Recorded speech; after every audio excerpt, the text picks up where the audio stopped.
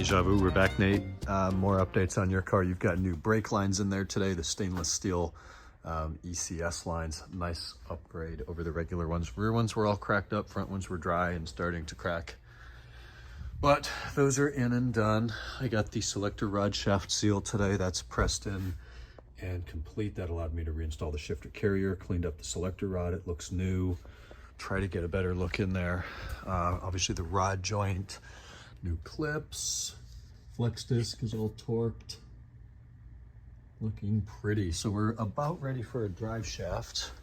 Diff's been resealed, all that's done. Clean the hell out of everything.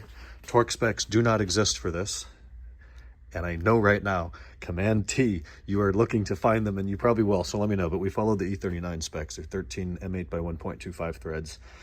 8.8, or those 10.9s? These are 10.9 ZNS bolts. So both outputs and the input flange, we put it in a you-know-what hair deeper than the other one, so we'll get a nice new seal around the race on the input flange. Should be pretty perfect. Still waiting on the unicorn eggs. Once they show up, then we pop those in there in the front, put the diff in. Oh, actually, we should probably replace the rear bushing, huh? That will come in, I think they told me Wednesday or Thursday, so tomorrow or the day after. I noticed that this little bracket over here is missing from this side completely. There's a zip tie holding the fender liner there, so if you want me to look into that, let me know. I will gladly do that. 25-year car today, got a front left wheel speed sensor. Hopefully that takes care of that. The code we had for that. And the exhaust is back on, so it's quiet again, which is nice. What the heck's next on this? We're waiting on the door lock actuator. Rattle, rattle, I can hear that.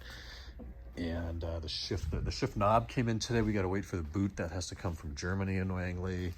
Owner of this car wants his parts palletized and shipped out to him in Mississippi, so we gave him all the information, and that'll be on its way soon.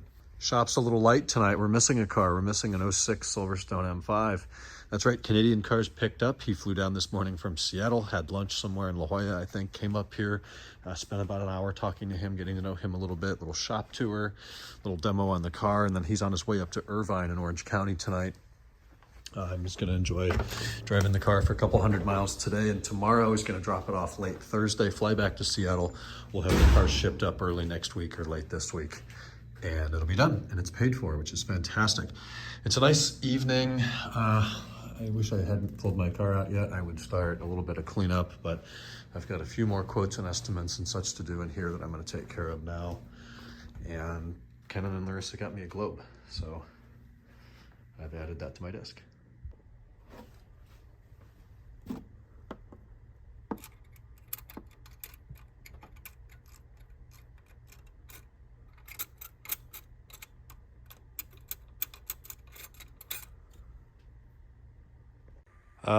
I started a project at 7 o'clock. It's now 9 o'clock.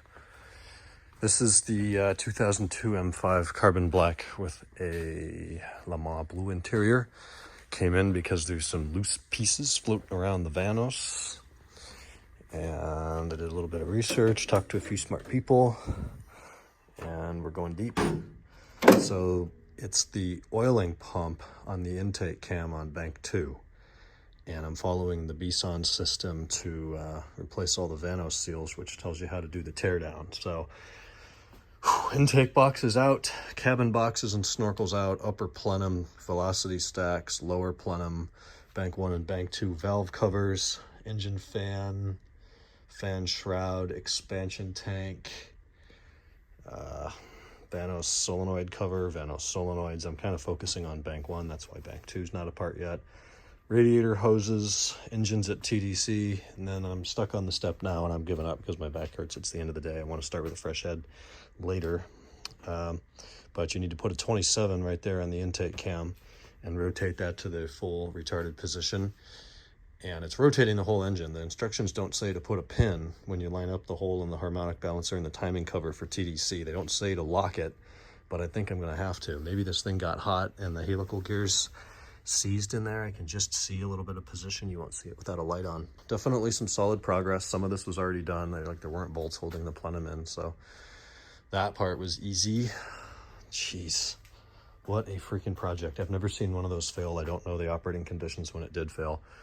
Here's the table of parts, which I will organize more later. There's the oil rails. I label them all because I don't know if positioning is that important. There's coils for bank 1, coils for bank 2 weren't even there. Get this cleaned up. That looks like it's been cleaned recently. Either that or this engine's in better shape than I think it is. It's over 200,000 miles. Probably all original VANOS. So that's where we're going to end today. Now I got to go find something open for dinner that's not In-N-Out, probably.